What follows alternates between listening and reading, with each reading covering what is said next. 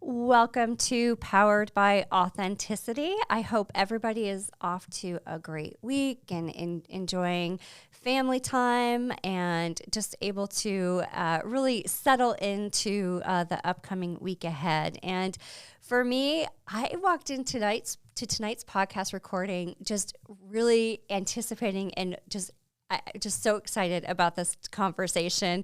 It's because I get to welcome Susan O'Sullivan to the podcast. Susan, welcome. Well, thank you so much. I'm so honored to be here. Yeah, I know it's so exciting to me that you're here. As we get started, you and I know each other through the WIT Network in Buffalo, and we'll talk about that chapter later. But it's just a great testament to the power of networking and getting to know people. So thank you again for coming on the show tonight. No, my pleasure. So excited. Would you like to tell us a little bit about yourself? Yes, so I am a sales executive. That's what my background was. So I worked for Ingram Micro for well over 30 years, and I was typically on the sales side of the house. I ended my career there as vice president of the US. So I was responsible for billions of dollars. And I didn't end my career there. I then moved on to diversity, equity, inclusion. So I was the vice president of diversity, equity, inclusion. It was a wonderful place to grow and to learn. I made wonderful partnerships with so many people, and it was somewhat of a global role. So I have partners all over the globe. I have connections all over the globe, but really it's more US based.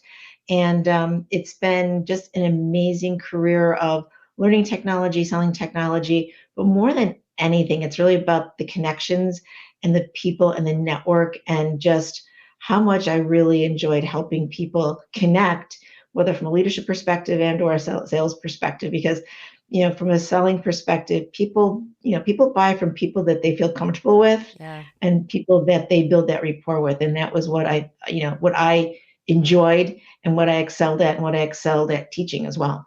Awesome. That's great. Impressive. And you live in Buffalo. I do. I do. I Yeah. live right in the city. I'm born and bred, and I like to think I am a huge Buffalo supporter. I've been on many boards here within Buffalo. So I started out my board career with the United Way of Buffalo, which is still a passion project of mine. I'm on their executive committee. I obviously moved off the board. I actually handed it off to Jamie Furlow when I was at Ingram, one of my favorites. The board was in great hands, but then I went on to the executive committee. I was also part of, and still part of Women United, the women's portion of the United Way. Was on the Buffalo Niagara Partnership while I was at Ingram, and now I'm on the Buffalo Zoo board. And Ah, I'm actually, yes, and I'm part of the governance committee, which is really part of, I'm running and helping them with their diversity, equity, inclusion, or their DBI, their belonging aspect. I think they've done a great job from an outside perspective and an inside, but I'm there helping them keep sort of things on the rails. But Buffalo Zoo is just another one of those passion projects. When my children were little, we were always a member, continue to be a member, and the zoo, it's a tough business because those animals need that care and feeding no matter what time of year it is. And unfortunately, we do live in Buffalo, and sometimes they do struggle for finances when no one's coming to visit the zoo because it's 20 below. yeah. Yeah. Oh, that's amazing. And they've started doing some really cool events there as Yes, well. So yes, that's they have. awesome. What a great Yeah, cause. they're on a great trajectory. I'm really proud of them. Oh, that's amazing. Well, that's so great that you're so involved in the community. And as we like to say here in Buffalo, go Bills is our, hello and goodbyes. So, yeah, Absolutely. thanks for telling us about that. And as we get into the podcast, we also like to do a little bit of an icebreaker just to get to know our guests on a little bit more of a personal note. So, any favorite movies that you've recently watched? Well, it's you're going to really see the nerd or the geek in me. I just watched Dune 2 for the second time. Love the Dune. Like when I was in my early 20s, I read the whole Dune series. I'm actually one of you actually read the books. We're going away this weekend, my family. My older son, his new wife. They're not even married a month. I'm so Oh, excited. My nieces, my sister. So we always got to Ellicottville. And David asked me if I would bring the Lord of the Ring trilogies because his wife hasn't watched them yet, and he feels like she really won't be part of the family until she has the full trilogy with the extended version. So those are some of my favorite. My absolute favorite movie is The English Patient, and I love British television. Just down, hands down, nothing is better than a good British series that just with the subtitles on because you always can't understand them, but their writing is so good and the stories are so complex. I just absolutely love them. Oh, that's amazing. Yeah, Dune 2 is one of those good ones too. Yeah. It was a Yeah. good one. Absolutely. Hey, producer Ken, how's it going tonight? Going good. What about you? I have to say, my favorite movie that's come out in the last year that I've seen has probably been Deadpool and Wolverine. It's got to take it. Yeah, that was a good one. We did go to the theater and see that as a family on vacation, similar to you guys watching movies. We kind of hung out as a crew and watched that one. That was good. I love that. Yeah, one of my favorites I watched recently is Brittany Runs a Marathon. Have you seen that? Oh, I know I watched that during the pandemic. That was a Yeah, great movie. I love that movie. I think it's great motivation, and It yeah, it's just cute. Yeah, absolutely. You need those lighthearted ones sometimes. 100%. Life gets too But serious. yeah, it was a great message. Yeah, absolutely. Absolutely. Well, thanks for indulging us. Like I said, we love to get to know people on a little bit of a personal level. So, what I'd like to know a little bit more about is your company. So, first of all, Mhm, SOS, Strategies, mhm. Opportunities, and Solutions. That name is so captivating. Like SOS, it draws your attention. So, tell us a little bit about it. So SOS is also Susan O'Sullivan, SOS. It was a little bit of sometimes at work people would call me SOS, and I had a Oh, I love habit of that. always cleaning up. I had a habit of, like, when something was broken, I typically got it to fix it. But my company, Strategies, Opportunities, and Solutions, what I am is I'm a consultant at the end of the day, really focusing in on that sales strategy, and leadership, frankly. Leadership is not innate. Not everybody has that ability. And it really, when you think about leadership, leadership is all about emotional intelligence. Now, the good news with emotional intelligence, it can be learned. You have to be open to it, but it can be learned. So, based on that premise, that's where the leadership portion comes in. And frankly, a lot of that is also built into the sales, the strategy, right down to the sales training. What's interesting as when I started the company, I really didn't think I was going to go into the coaching realm. And as you know, and somebody gave me great advice when I started. They say, don't ever say no to anything that first year or two. Like, just be open to everything. So when I was off, my first gig really was a coaching opportunity. And I thought, well, that's really not what I want to do, but got to pay the bills. Yep. And it turned out, which it's absolutely fabulous. And I absolutely love doing that. And so again, it really correlates to the leadership portion of it because my niche really is more executives and women executives and helping women find their voice and helping all executives be great leaders. I mean, at the end of the day, we follow great leaders, right? We work for okay people, but we follow leaders. And it's about allowing people to learn how to be great leaders. So that's what the company truly is, and it's been a wonderful year. I'm a little over a year now, but it's been so fulfilling, and I'm so glad I made the move to go do that.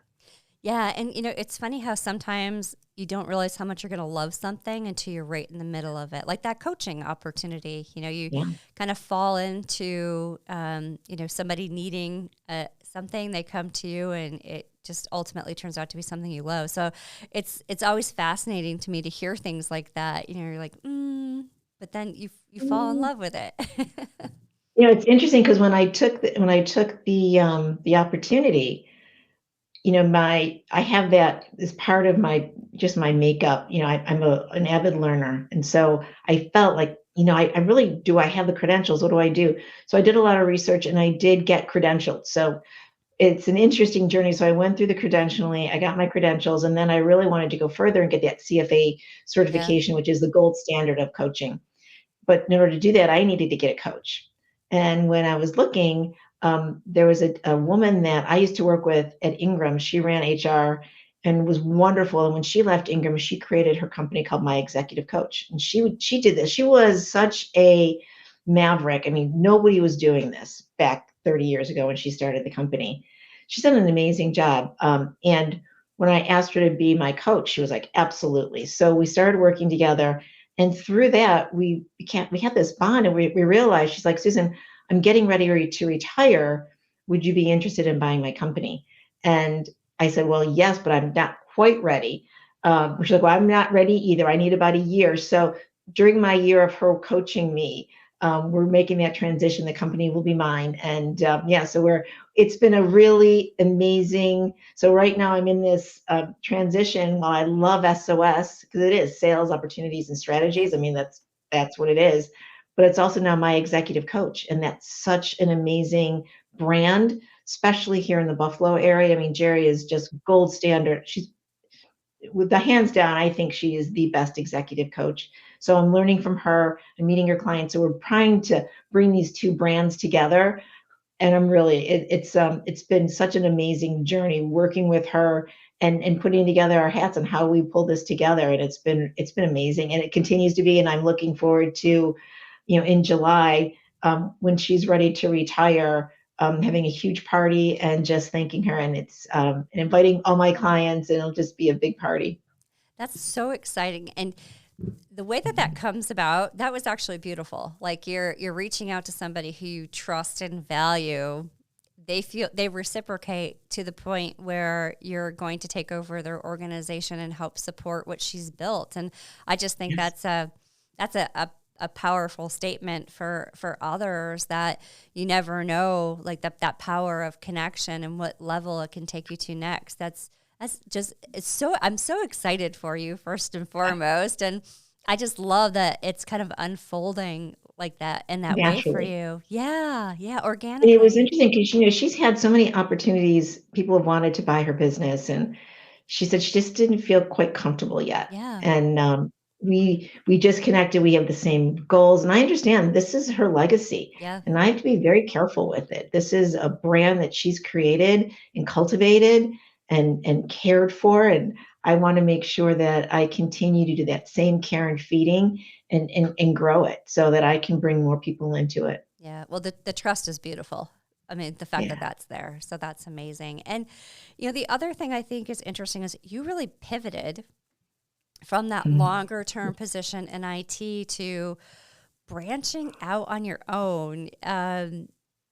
That's challenging. Like how has that felt? Like what are some of the things that you've had to navigate through, and what are some of the words of wisdom that you would almost, kind of give to others as you're thinking about, do I pivot? Do I stay? What are your thoughts on that? Absolutely. It's a great question for so many reasons. I know right now there are so many women, women are taking a bit of a beating right now Yeah. in IT, and you're seeing a lot of women being replaced, or just their positions are being eliminated. And so, yeah, the pivot's important. I will tell you this, if you are interested in doing either leaving a position that you've been in a long time and or starting your own, doing something on your own, um, think it through. Like, Mm-hmm. it sounds to me like this, like I'm telling you this great story and it all sounds like it fell together. I took a year before I even left to put together a business plan to understand what I really wanted to do. I bought a course, and I spent a lot of time reflecting on me. I Yeah. would hit a certain age. My children were, getting married and leaving, moving to other cities. Um, I knew I had a lot of runway left in me. I wasn't sure I was in the right place to finish that ride. I didn't know. I wasn't sure I wanted to land where I was. You know what I mean? It's like I'd always admired, what I loved about my job at Ingram is I got to speak to all of these business owners, companies that they started on their own, and I was always so enamored with their just their guts to start their own company or to take over a family business and pivot and change it. And I learned, but in asking all those questions that I did through over the 30 years of my career, I learned a lot. I always wanted to own my own company. How could you leave this wonderful Yeah. company that you're in? And so in the time, like I said, I spent a good year doing a lot of research, talking to my financial planner, right? Because at the end of the day, you still have to pay your bills. You Yep. know what that feels like. So spending time with my financial planner, putting a goal together, putting a timeline together, putting a budget together, putting a business plan together. Now, if you look at my business plan that I wrote 2 years ago to what I'm doing now, it's very different. However, the basic numbers are right, right? All those things are right. And we just kept Yep. changing and tweaking. Yep. No matter what business you're in, the plan you write in January is not how you finish in December Yep. anyway. So, but you have to get that plan in place. And also, when I was doing some research, and again, I told you I spent a year figuring this out. I was in a course, and there were a lot of people that wanted to do the same thing, but they were, I was leaving IT to not sure what I wanted at that point, consult, I thought. And then there were people that are like, I've always wanted to be a baker, and I love baking bread, and I want to own my own bakery. And the advice they were given is, you know what? Have you ever done it? Well, no. Well, guess what? Before you go, like, get rid of your career, go work in a bakery on a weekend and see if you Yep. like that lifestyle.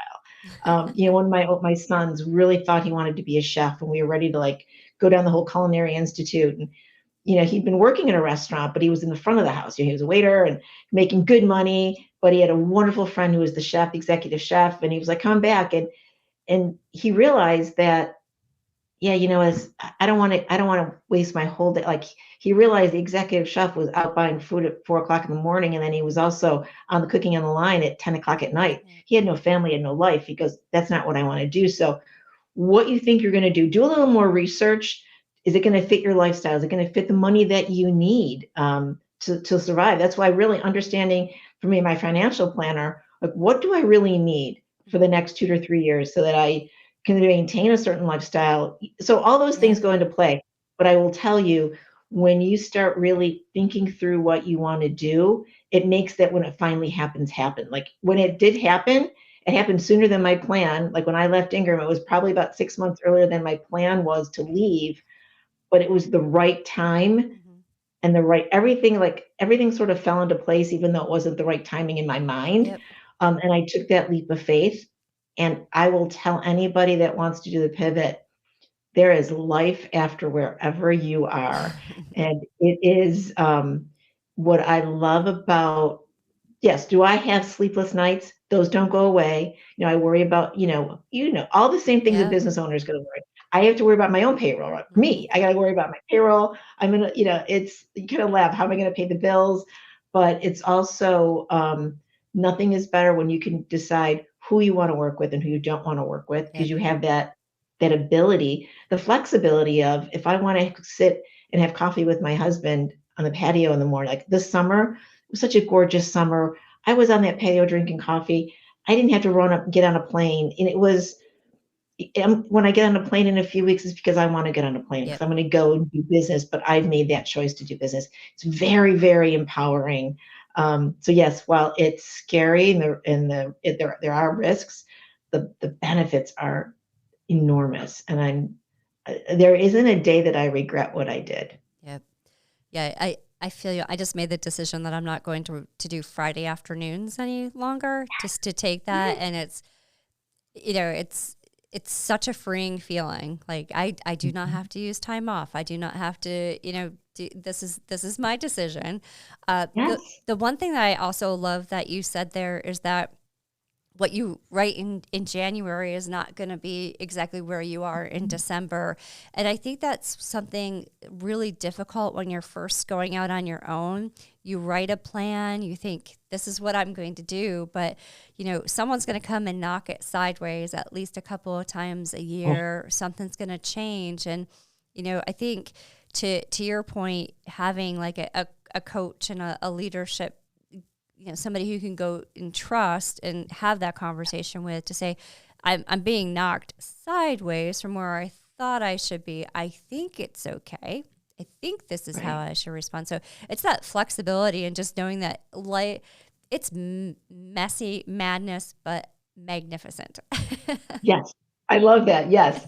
Messy, mad, and just magnificent all Yep. at the same time. Yeah, I love that. it is. So, and I think right now, so I go back to first quarter 2024, Mhm. females are already underrepresented in tech.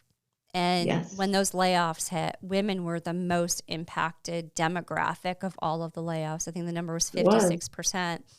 And so I think right now we're also at a very unique time where, do I keep giving all of my calories to somebody else and all of that emotion to another company?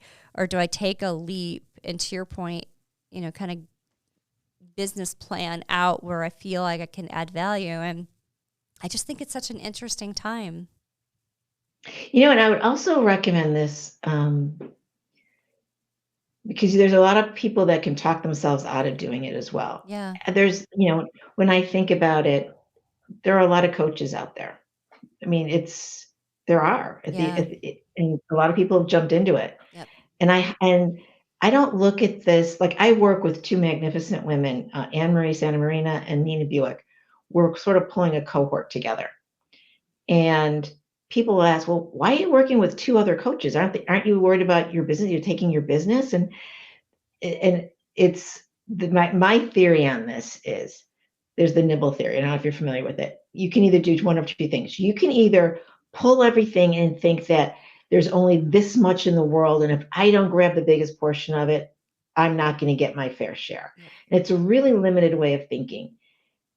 My thought, the abundance theory, is if you pull everybody together. So I'm working with Anne Marie, I'm working with Nina, we're pulling all of our ideas together because ultimately we're going to make the pie bigger and we're going to get a bigger slice out of that pie versus making it like we're going to grab as much as, make it big. Don't be afraid of other women. Don't be afraid that there's not enough in the world. There is enough in the world if we make it. The world, yes, the world does need another coach. The world does need another mentor. The world does need another podcast. We do, by the way, because everybody's going to bring. I love why your name by powered by authenticity.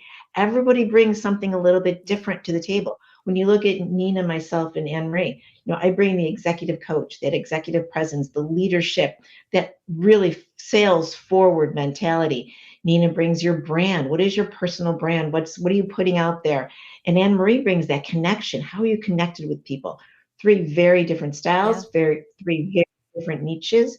But when you put it all together, we're really covering a full person. Yeah. So it's more you look, and I've referred clients to both of them. They've referred clients to me because we know that's what this is about. It's about what your network is. So my network, now Nina's network, and Anne Marie's, now we've got this huge network versus just, this is what I've got and this is all I have to work with, because we've opened it up. And it's, and that's what I think of what happens with the WIT Network. Yep. I mean, what I know happened when I left Ingram, my network was the most powerful thing I had, and I hadn't even realized it. Yep. I was blown away by the amount of people that reached out to me when I left. And I made that heroic post on, LinkedIn, like I'm gone. And it was the amount of people that reached out to me and who I'm doing things with. And again, all different things. Some are very lucrative, some aren't, some are just pro bono. It doesn't matter, because the more connections we make, the more things we do, it enriches your life. And it ultimately believe it'll always enrich us further. But it's all about your network and getting out there and meeting people and being open. It goes back to what I started out, being open to new experiences, that it may not be the business plan you wrote, but if you're given an opportunity, especially in those first few years, grab it, take it, and if nothing else, learn from it, right? So maybe take it and it didn't work out. Well, guess what? Now you're not going to do it again. So you can check that off your list. There's always something that you can learn, and it's fascinating. Yeah. And you can pivot as many times as you need to. I mean, that's the beauty, is that every time something happens, you can consume your lesson from that and take that forward and morph the direction that you're headed in.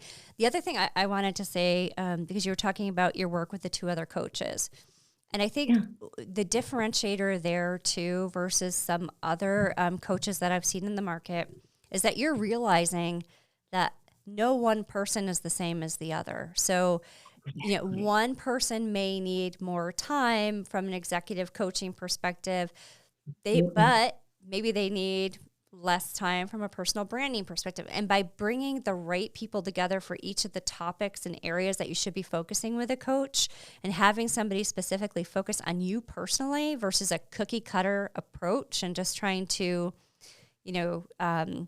handle every client the same way, that is unique. And I would highly encourage anybody who's seeking out coaching to keep that in mind. To your point, there's a lot of coaches out there.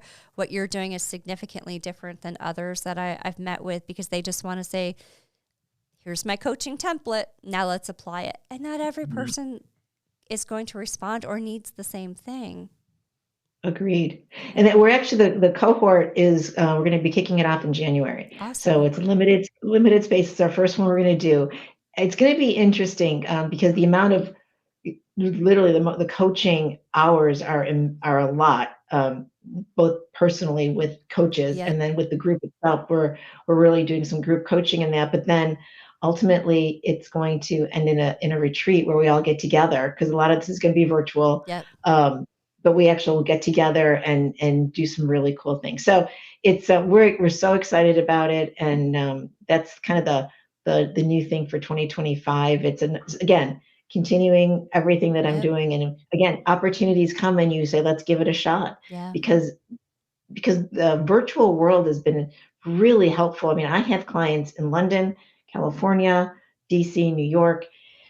It doesn't have to be just Buffalo. Yep. Yet I have a great Buffalo, Yep. the cohort may launch out of Buffalo. We're not sure, but there's all these ways to connect to people. It's amazing. Yeah, absolutely. I love that. And the other thing there you mentioned is supporting each other as women, not putting our guards up, not putting our barrier. And it's so true for everybody. You can support one another, even if you're in the same industry. There's going to be things that one person excels at, the other needs support with. And by working together, isn't that a much better place to be in from a, not just business perspective, but personal as well. Life perspective. Yeah. Right now, you said this stat, 56% of people who got impacted were women. The world is becoming a very scary place for women. Yeah. We have to. It is a moral imperative for us to stick together, and not only stick together, but to help each other. Yeah. If we have opportunities, we have to make sure that we are bringing another person to the table with us. We're opening doors. We're, little messages. We have to be we have to hold each other up and be each other's loudest cheerleaders, because to me, it's just a moral imperative. Women, we need more women at the table. The numbers are going in the wrong direction. Our equity, let's be honest, it's going to take us 200 years to get to equal pay. Yep. And now that's been set back even further. So if we're not helping each other, then we're really missing the boat. And that's where, I talked a little bit about making sure, my niche in some cases is women, because I've been the only person at the table. I've been the only person in a room or at a conference. And it's hard because, you're thinking, I'm the voice of womankind. I have to be brilliant. I have to say all the right things. I have to speak. I can't speak too much. Yep. It's a lot of pressure, but at the end of the day, it's the only thing we can do, right? We have to do this. And again, we need to make sure that if we're not at the table, if we give up our seat at the table, then let's make sure a woman takes our seat. Yep. We're not giving up our seat altogether. But if we're at the table, let's make sure we can pull another seat to the table. Yep. And put another woman in there, because it's I'm concerned that we're losing our voices and our power. Yeah, I think the problem is because women have been so impacted by layoffs, and we're now fearful that if we speak up, we're going to lose our jobs. There's, what's going to happen, and I think that not only pulling a second seat up to the table for another female, but I think it's, the earworm to the males sitting in the room saying, you need to champion for us. Like here's understanding of how you can help support us go from, one seat to 2 seat to 4 seats, and, sharing that knowledge. And it goes back to the nibble theory, right? Yeah. How many people are able? well, we can only say there's 4 seats, and if we give one to a woman, then there's only 3 male seats, or if we give up our seat. But let's not think about there's only 4 seats. How do we make the seats 8? How do we make the Yeah. seats 10? That's how we need to be thinking about this. And if we think in those bigger, abundant terms, we'll always be better off. Yeah. I love that. And the other thing that you mentioned is networking. So, as I said in the Mhm. beginning, you and I've got to know each other through the WIT Network Buffalo Chapter. And I will say this as well, kind of adding on to what you had mentioned. When I lost my job in 2022, the support in the first place I went was my network, right? It Oh, was, who's out here hiring, who could support sending emails, and just it's such a great place to be able to go to. And how valuable has it been for you total in your career, not just losing your job and well, building a business, but how about just in general?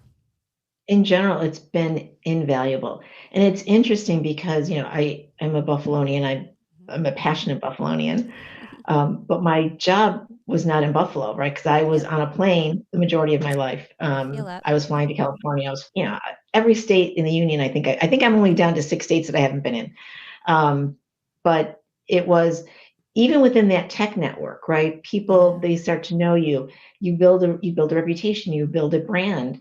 Um, and it does what, if if you're meeting the right people and you're part, like when I think of the communities that I was involved in with technology, and then getting involved with the WIT network, even while I was at Ingram, understanding the power of like-minded women coming together, or even unlike-minded. Like we had one thing in common, we had tech. But we also knew that it was really important that we needed to continue to educate ourselves. We needed to continue to network, and we needed to continue to lift ourselves up. But your network, and I get sometimes very frustrated. And it's funny, I'm going to actually call somebody either tonight or tomorrow, and tell them that they really need to start becoming more active in the network, because it's going to behoove them not to. They're yeah, at a juncture in their career. They've been very siloed and focused, and they need, and yet very helpful of other women within their role. But now it's time for them to really get out and start helping even more. It's so easy to get caught up in my job, and I only have this much time, and I can only do these things. If you're not finding time for yourself and finding time for your to create that network, yep, you're really doing yourself a disservice, because there's always, something bad is going to happen. Unfortunately, life is, that's yep, inevitable, right? It's I teach about in sales, like you have a bank account, right? Now, all the great things that you increase your bank account. Well, because inevitably something's not going to ship, something's not going yep, to happen, catastrophe is going to happen. You need to make sure you have that bank account there, at least something. When that huge withdrawal comes, you have something left. Same thing with network, right? If something's going to happen and you're going to need someone and help, and if you haven't really spent a lot of time on your network, it's not going to come to your aid as much as you would think it would, or maybe you don't even think they would come. I think the bigger surprise to so many people is when something happens and they do reach out, the outpouring that does come yep, if they've spent any time at all with it. So I highly recommend, find, and it's interesting because people, well, how do you build your network? How do you do that? It is so, it's the little things. It's, again, people are like, well, now we're all virtual. I think this makes our world even easier, yeah, me because too. how easy is it to ping out and say, got 10 minutes? And you just, hey, just wanted to check, Emily, how are you doing? Yep, Heard you lost your job. What can you do? Or, hey, do you have 10 minutes to talk to me, because I don't know what I want to do. I'm at a pivot in my career. Or just reaching out to say, hey, I just heard, I saw you on LinkedIn. Great job. You can do it on LinkedIn, but wouldn't it be really great if you got a quick phone call yep, or a text, or making sure that you're pulling those connections and remembering birthdays. It's those little things that make the difference when times go bad for you. That people remember the things that you've done for them, the littlest thing. And some of the times they remember things that you don't remember that you did. yep, It's it goes back to the basic premises of kindness and compassion and empathy and care. Um, One of the things that I was a big proponent of when I was, I ran the campus at Ingram, And I took it over at a really weird time. We were in a really bad, morale was at a kind of a low. And it was like people weren't even saying hello to each other. They weren't holding the door for each other. And as a leader, that was like, wait a minute. I need to be holding doors. I need to make sure I'm saying hello to everybody. I need to be smiling. I need to be, and it's like one person can do a lot to change a morale, a situation, somebody's day. Like think about just when you smile at somebody, or you're in Starbucks and you buy their coffee. Those little things can change someone's day, and you don't even know the trajectory. And I've had so many people that come to me like, "You took 10 minutes and talked to me. You let me come into your office." And I'm like, of course I did. Like, but those things, those little connections that we make cannot be or under, it's Yep. something that's really important. You have to continue to do those things, and it's the basic human premise of we're humans, we want to connect. So make sure that you are in the easiest way possible, and it can be so powerful. Yep. Yeah. And just as you're talking through that, leadership sets that, right? So by you being Absolutely. that leader and holding the door or asking somebody to come in, you're setting that example when morale's low and people feel down by having your leader say, here, come on in. Let me hold the door for you. And how's your day going? It makes such a difference. And that just bleeds across the organization in a very good way. So first of all, hats off to you for having that connection with others that allowed you to see that, because that's also something where I think a lot of times leadership can just have their guard up and not be able to see what's happening, and that's not the best thing either, because when morale is low, you're going to have attrition and many other things. So first of all, kudos to you for doing that. And then Ah, yeah. I mean, it's just amazing. um, It's it's so funny because it's just the natural thing to I do. agree. Hmm. It's funny, I remember, one of my directors, she was wonderful, Farah. I was in the coffee and something had spilled and I wiped it up, and she's like, "I can't believe you're wiping that up." And I'm like, "Well, wait a minute. If I don't do that, who else? Like, I'm Yeah. no better than anybody else. Of course I'm gonna wipe it up." But because it sets the tone, and if I'm not gonna do it, then they don't have to do it. So it's if I saw something on the floor, I picked it up and I went through it, walked to the garbage. It's Yep. like it's those basic. We're all humans. We're all in this community. No one's better than anybody else. Our titles might be different, but we're all human. And my goal, like what I always thought my goal was, is to find the next me to take my place. And I wanted it to be a woman. I'm not going to Yeah. lie. Yeah. Didn't happen. It didn't work out that way. But um, it's I'm so glad that, like, because the runway, as I talked about, my runway is not as long as it used to be. And my legacy is important, and that's Yeah. what legacy of life, and it should be about the people. For me anyway, it's about the people that I touched, and hopefully helped make better. Yeah. No, I love that. And it's just it's a great way to lead when you have that mindset. It changes every person who surrounds you gets, that it starts to just become the culture, which is so important. The other thing just I wanted to touch upon is the fact that we're in this virtual world and it is so easy now to connect. And one thing, going back to like your son and thinking he wanted to be a chef and glad he didn't go down that route, if there's a way that a person wants to pivot, I just go back to the power of connection and networking on LinkedIn. Go do a search and find somebody who's doing what you want to do and go talk to Yes. them about it. And to your point, everybody truly wants to be kind, and it's amazing to me, and I've spent a lot of 2024 networking. It's amazing to me how somebody who was a complete stranger going into a 30-minute call became somebody who gave me more value and guidance out of that 30 minutes than I've gotten, through a lot of my other avenues of education. So using that network just to go talk to somebody, we're so fortunate that we're in this world that we live in right now, where we have a platform that we can go find those individuals. I couldn't agree with you more. It was so well said. Use that network. Yeah. use that. It's so powerful. And again, very few people are going to say no. Yeah. That's been at least that's been my experience. It's uncomfortable to ask. I'm not going to say it's not. It's always uncomfortable. But again, growth comes from being uncomfortable, right? Yep. You have to stay on the periphery of comfort, right? Mm-hmm. In order to grow. And it's and what if they say no? So what? Okay, they didn't that one, not that one, go to the next one. Yeah. It's there's enough people out there who want to help. And again, to your point, I love what you said of like you learn something every time you do. Every time I connect with somebody, I learn something different. I learn something new. It's whether it's a story, a fact, a way of handling it, a phrase. I mean, there's so many ways that you can learn. Mm-hmm. Yeah, it's been really powerful to spend Yeah. that time, and so I highly encourage others. And I know it's scary to put yourself out there, but people Mhm. are kind, and you will walk away with something. So, and it's funny because my daughter's 19, and we're like, you have to reach out. You've got to learn to talk to others.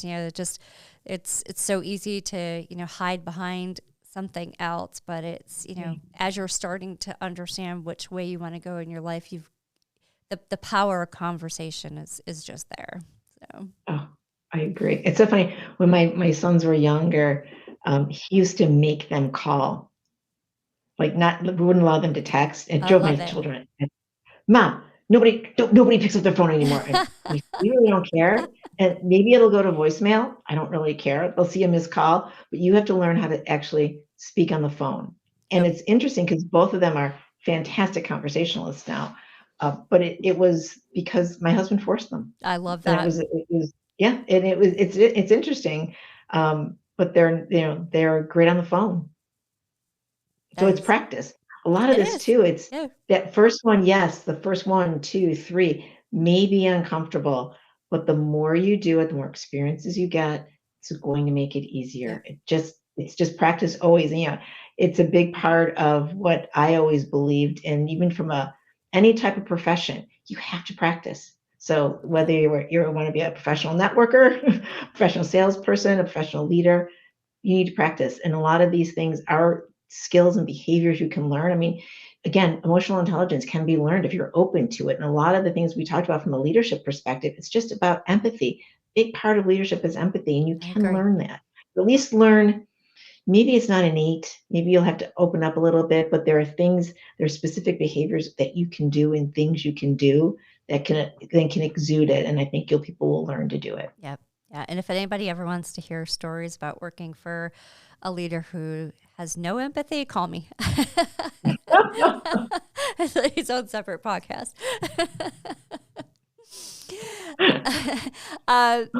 One thing, hiring a coach and just finding the right person. What advice would you give for somebody seeking out the right coach for them? Yep. First of all, I want to applaud them for realizing that a coach can help them. Mm-hmm. The second thing is do your research.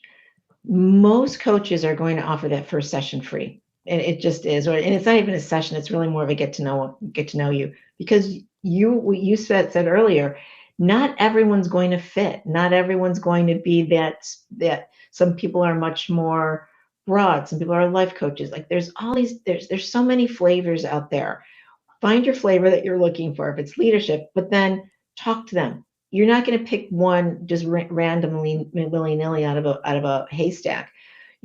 Find 3, 4, maybe 5 that you think you could work with, but then meet with them. Really understand what is their process, what is their background, what is their time like. Do they do it live? Do they do it in person, or in person? Do they do it virtually? All those things, that what's going to work for you. How do you learn? How do they learn? Like, how do they teach? It's really about the connection you make, because not everybody connects. And some people aren't good fits. I mean, at the end of the day, they're just not a good fit. So do your research, talk to them, and make the decision, and realize that it's not marriage. So even if, let's say, you think this person's going to be great, and maybe after the second or third session, you're like, it's really you have that dread. I'm going to ask you to do 2 things. Is it you what are you dreading? Is it something that really needs to come out, or is it the person, right? Because some of this too is coaching is heavy work. When you go into a coaching relationship, you most likely are coming in because you want to make change, whether you're getting feedback from evaluations, whether maybe you've done some assessments and some things have come up, or you just know that in order to get to the next spot in your career, you don't have all the skills. So change is going to be necessary one way or the other. There's going to be change built into this. So make sure that the person that you're working with can help you with those changes, can give you the motivation you need, and understand though that sometimes that motivation is going to be hard because our brain knows what we're good at and it wants to protect it. So when you're trying to change that, a lot of things in just innately our body doesn't like change. So when you're pushing those limits, understand that it can be difficult, and maybe it's not the coach, maybe it's you. But again, if every session is super uncomfortable, then you really have to go find a different coach. So it's sometimes it does take 1 or 2, 3 tries. It's kind of like a therapist, right? Not every therapist, you may have to go to the second or third therapist. They don't always fit, but do your research, because if you find the right coach, the connections are amazing, and you will find such value in the work. But again, it's work. This isn't just an easy thing. If you're committing to this, that means that you want to see change, and good change. Awesome. I think the other thing, it is hard. It's challenging. I think the other thing that a coach, to me, serves as a person you can go to for guidance in a situation and help you through it. So I was wondering if I could give you a situation that occurred to me today and ask you if you might have some guidance for me, because it still takes me by surprise when something like this happens. So I own my own company. I have a wonderful myriad of clients, and they're great. I'm brought in at that executive level to help with strategy and all those great things on projects. And today I was on a call. There were 7 people. There were 2 of us were females, so already not facing an even playing field. And as we were going through, and people were thanks for this, thanks for that, and then it was like, okay, Emily, the princess of coordinators. And I have to say, it stopped me in my tracks, because I don't think it's appropriate to call a female a princess at work. Never. I also do not feel it's appropriate to, maybe what I felt was take away from the title of what I was brought in to provide, when, my male, again, I'm a consultant, so a little bit different of a relationship, but the others were definitely, spoken to as leaders and not coordinators on a call. So, these situations unfortunately continue to arise. But in a case of like today, it really stops me in my tracks. Absolutely. So I see why. I was wondering if you have any advice. So yes. So first of all, I don't want to go into too much, but here's what I would say. It has to be addressed. I agree. That's not okay. To be called princess coordinator when you're an executive is not okay. And frankly, whether you were, even if there was a coordinator on the call, to call them a princess coordinator is not okay. But to your point, sometimes you're just so taken aback by this, you don't even know what to say. You're kind of pushed off your mark. So if you didn't say anything, or you don't feel comfortable on that call addressing it, that's okay. However, something has to be addressed. So I would highly recommend, thinking through your response, like really putting it down in paper, how you felt, how really marginalized you were by that, and then think through how are you going to address it with that owner, because it's not okay if he's going to continue. Now, granted, he owns the company; he can do whatever he wants. However, doesn't mean you have to take it. And I would make it very clear, and you can make it clear in a very non-threatening way, but just set your boundaries. And it truly is about setting boundaries.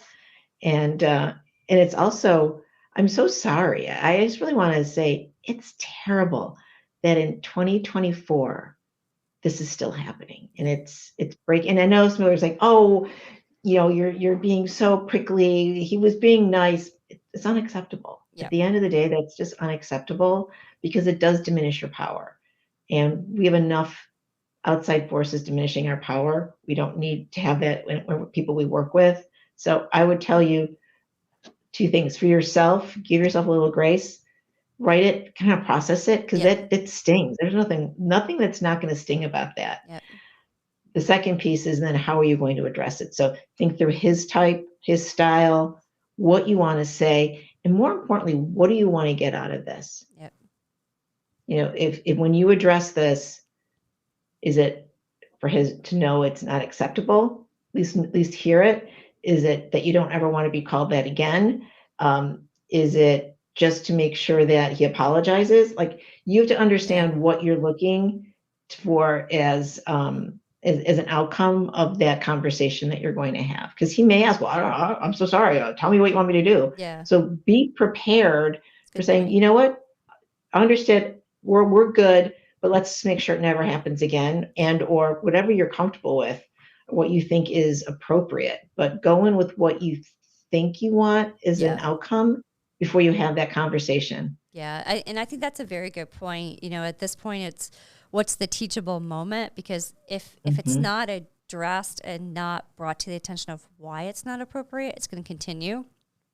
Exactly. And my problem is, as a leader, that's the culture that's being cultivated.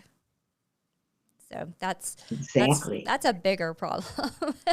It is, and it goes back to whether you're a woman executive or a coordinator. Yep. It's just, it diminishes the role of coordinator. Frankly, it's just inappropriate and hurtful at the end of the day. And it's just a way to diminish power. Yep. Awesome. Thank you for allowing me to bring that. And again, this is what I feel like people really need to understand out of that relationship that you can build with people in your network, being able to pick up a phone and have this type of discussion, a coach that you hire. It's truly about building these relationships with others. So thank you for thinking through that with me. It happened right before I came over to the studio, and I'm like, what? What just happened? I don't understand. We've all been unfortunately, we've all been in those situations. And, you can spend a lot of time beating yourself up right now. Like, I should have said this, but just give yourself the grace that we're all so flabbergasted when it happens that we don't need to respond immediately. And sometimes it's best not to. Sometimes I love women that can just give the answer back. It's like, oh, I wish I was that person. I'm more of a processor and a thinker afterwards. But if people are out there that can say, well, that's really inappropriate. I'm not, kudos to you. Unfortunately, I'm not that quick. Yeah. And like I said, I'm a processor, but it's something that should always be addressed. Yeah, agree. Well, thank you for that, and truly appreciate that. And how about what's next? What's on the horizon for SOS? There's so much. So we're going to continue, obviously, to pull these two brands together with my executive coach. We're going to be starting the cohort in January. Which is we'll be sending that out. You'll be seeing something soon we're putting together a website for that. My own website's going to be launching. We're hoping in the next 2 to 3 weeks, we'll have the new My Executive Coach. Because right now, if you went to My Executive Coach, you'd see Jerry. We haven't done, it's built on built on WordPress. We couldn't, if to change it, it's still HTML, like crazy stuff. So we're redesigning. That's just about ready to work. I'm working with two fantastic women, Lauren Hatford and Caitlin Bielewski. They're my social media / marketing gurus. So I'm working with them. And really, I'm just looking to, again, continue to build out my network, continue to help sales leaders be more effective leaders, helping salespeople be more effective salespeople, and really to just to make women's voices heard in a way that they're not being heard today. If that's the one thing I can do, and frankly, leaders in general, just make people better leaders. Because if we have better leaders, we have better companies and better cultures. And with better cultures always come better outcomes. Like it really does start. Like my theory always was, if you hired the right people and the best people, and you train them and you give them great training, Yep. and you recognize them and you reward them, and you also tell them when they're not doing things right, because that's a skill Yeah. also that a lot of people don't have. But if you're giving people constructive feedback and holding them accountable, they are going to give your customers the best experience.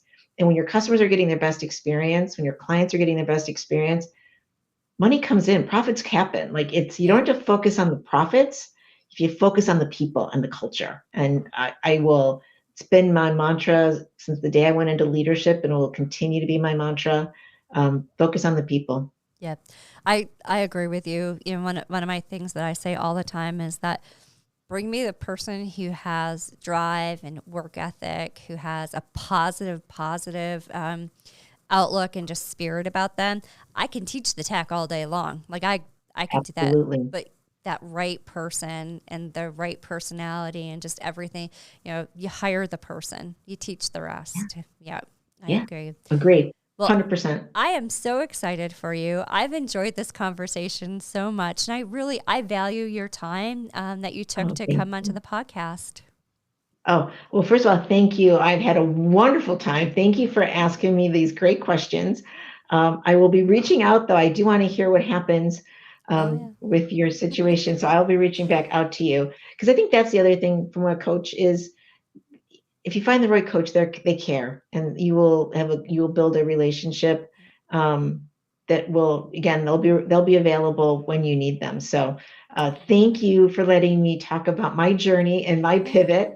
And it's been a wonderful evening. Thank you. Thank you. And I think it's so important to share these stories. There's so many people who are facing that kind of decision point, and where do they go? And I think it helps us to normalize the conversation that things are going to go askew and it's not going to go perfectly, and you should second guess, and there's lots of different things that you should be doing. But overall, it's an exciting time that is being brought forward for a lot of people. And I'm glad that you are one of those, because I think you're going to do great things, and I really appreciate you being here.